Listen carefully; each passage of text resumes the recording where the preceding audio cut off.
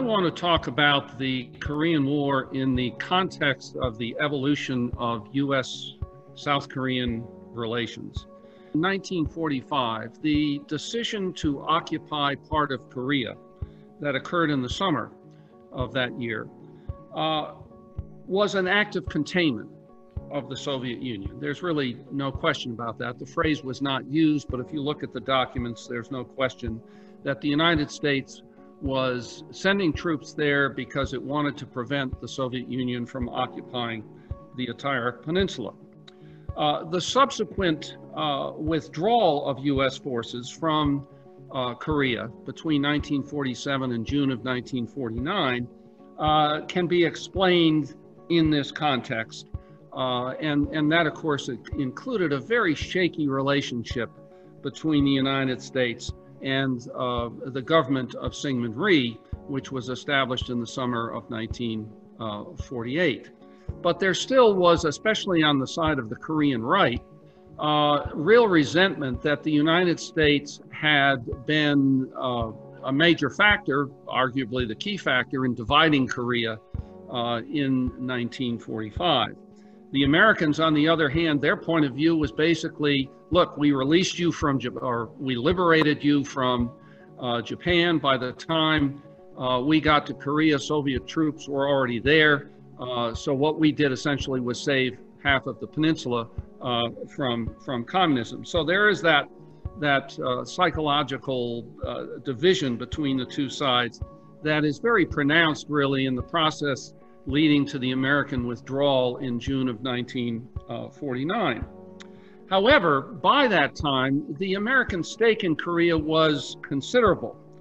That is to say, the United States had been the lone occupier of South Korea, and the Soviet Union was the lone occupier of the North. It was the only occupation after World War II that involved the United States and the Soviet Union alone. That created a sense of a stake, a political stake on the part of the United States, essentially to win or at least have a draw in the outcome on Korea. Then the United States went to the United Nations in September of 1947 to, in effect, create a independent government within South Korea. Now, even with that intervention, Korea remained very much secondary in American strategic thinking. And I think that fact is illustrated with the decision of the United States in late 1950 and early 1951 not to expand the war. So why, after the armistice was signed in July of 1950, did the United States immediately move to establish a military alliance with the Republic of Korea? And the answer essentially is because Syngman Rhee threatened to refuse to either sign or abide by the armistice unless we gave him, the United States gave him, a national security treaty. The United States wanted to explore the possibility of neutralization of the peninsula. And it was felt that if there was a formal alliance between the United States and South Korea, that would make any negotiations with the communists much more difficult. As it turned out, that whole idea pretty much fizzled in light of the fact that the American military was never really on board with it, nor was Syngman Rhee.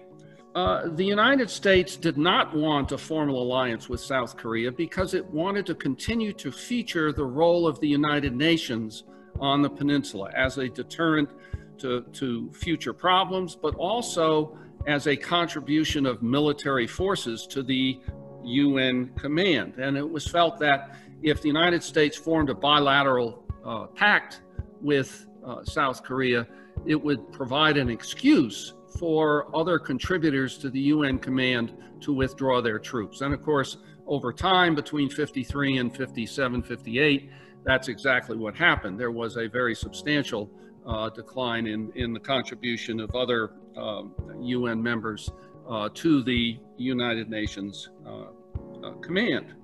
So what happened to make it successful?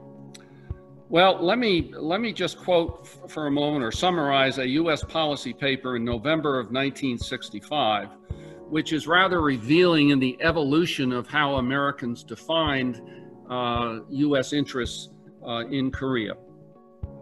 U.S. interests included the desire to prove in Asia through the Korean example, and as in Taiwan, the viability of the non-communist approach to nation building. A second continuity in this document was that that our position in Korea was necessary to maintain, to demonstrate the dependability of the United States in supporting its allies. But two other considerations also appeared in the 1965 paper. First was to maintain Korea, quote, as a buffer between Japan and communist Asia. And second, to maintain, and I quote, a forward free world defense position on the Asian mainland. So let me just conclude that there have been many rocky patches in the alliance since its height, what I think probably was its height in the mid-1960s, but it has survived well into the post-war world, and in all likelihood will even survive 4 years of Donald Trump. Let me turn now to the ways that the Korean War experience shaped North Korea's diplomatic behavior.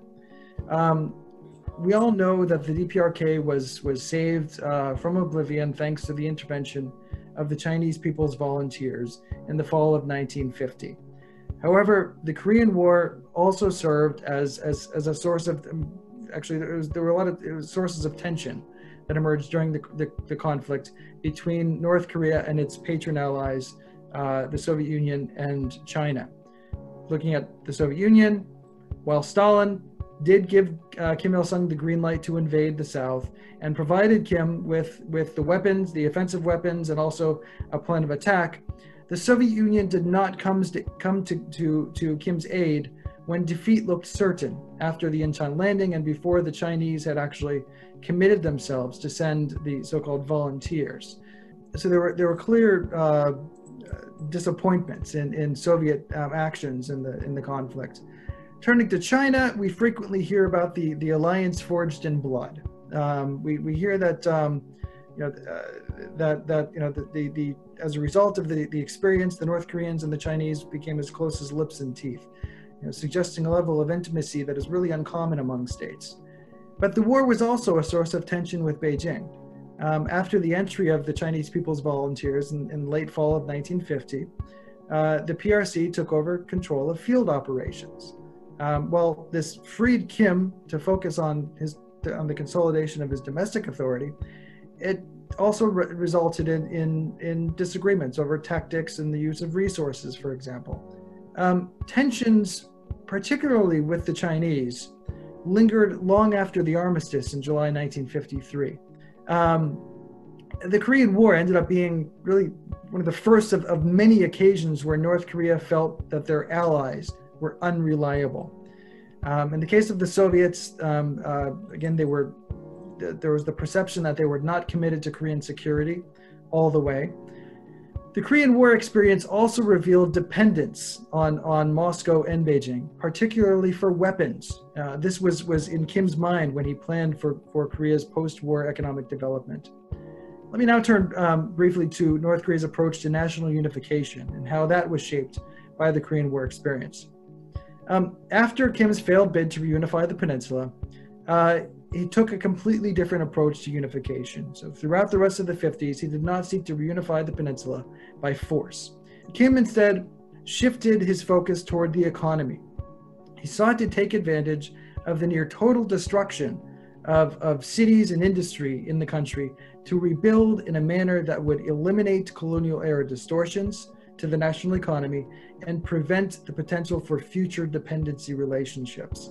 Through general industrialization, with an emphasis on heavy industry, North Korea would become a strong, powerful, and independent country. Industrial development, Kim believed, would serve as a magnet for the people of South Korea, who would be so impressed with what was achieved in the North that they would shift their allegiance to the DPRK. This seems to have been the strategy for throughout the rest of the 1950s.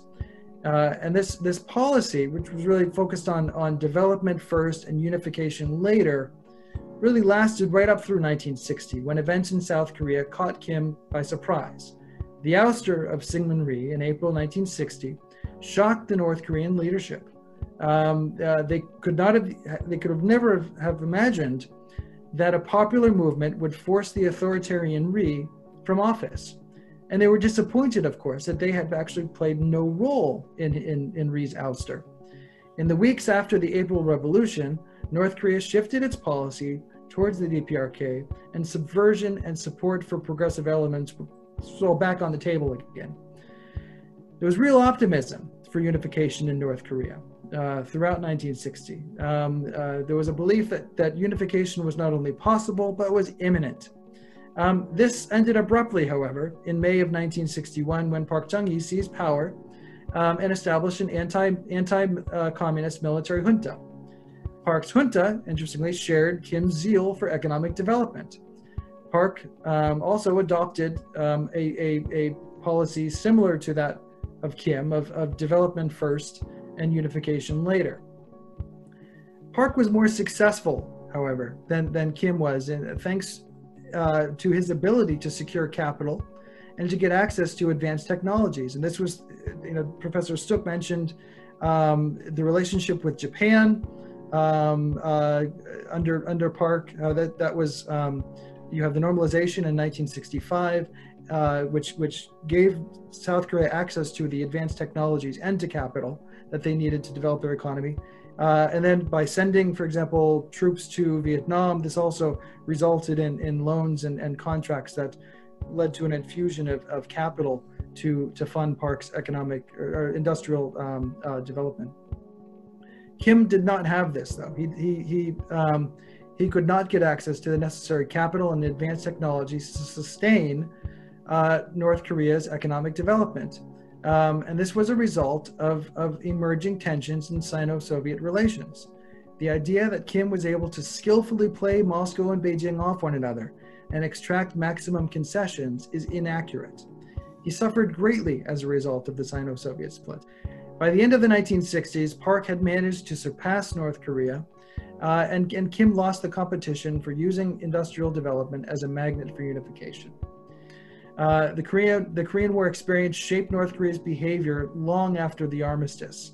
The destruction left a tremendous sense of insecurity and vulnerability, which could not be assuaged by allies. And, in fact, the behavior of allies during the war and after only reinforced Kim's belief that you can rely only on yourself.